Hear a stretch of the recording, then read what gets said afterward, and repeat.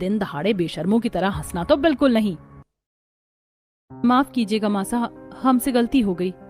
इसके बाद अपर्णा कोशिश करती है कि वो सास की नजरों से दूर रहे और टाइम पर उसका कहना मानती है। टाइम से 4 बजे उठकर खानदानी बहू की तरह पूजा, घर का खाना बनाती है। घर में ढेर सारे नौकर चाकर काम करते हैं। अपर्णा उन पर नजर रखती है। वहीं चंट जेठानी भी गरीब बहू को डांट पड़वाने के लिए उसके काम को खराब करती रहती है, जैसे कि पौधों को खराब करना, खाने में मिलावट।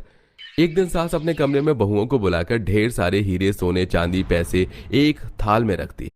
बाप रे, इतने सारे सोने चांदी के जेवरात, पैसे! माँ जी, आप इन्हें निकाल क्यों रही हैं?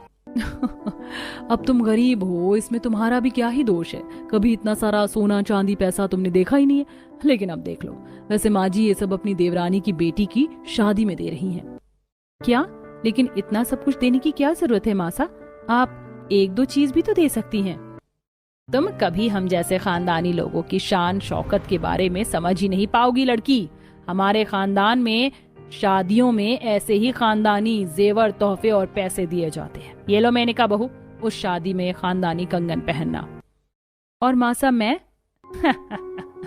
मुझे नहीं लगता तुम अभी हमारे खानदानी जेवर के लायक हो। जब इस चीज के लायक हो जाओगी, तुम जैसी गरीब लड़की, तब मैं तुम्हें दूंगी। बिल्कुल ठीक कहा माँ जी। बार बार गरीबी के ताने सुनकर अपर्णा की आंखों में आंसू आ जाते हैं। फिर घर के सारे लोग खानदानी कपड़े पहनकर ये सारे तोहफे शादी में देकर आते हैं।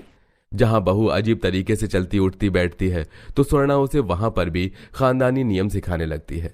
2 दिन बाद युवराज परेशान होकर कहता है, मासा मुझसे बहुत बड़ी गलती हो गई, मुझे माफ कर दीजिए।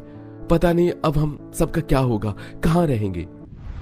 युवराज, ये तुम कैसी अजीब बातें कर रहे हो? ऐसा क्या हो गया? और कहाँ रहेंगे का क्या मतलब है? हमारा ये खानदानी महल है, हम यहाँ रहेंगे।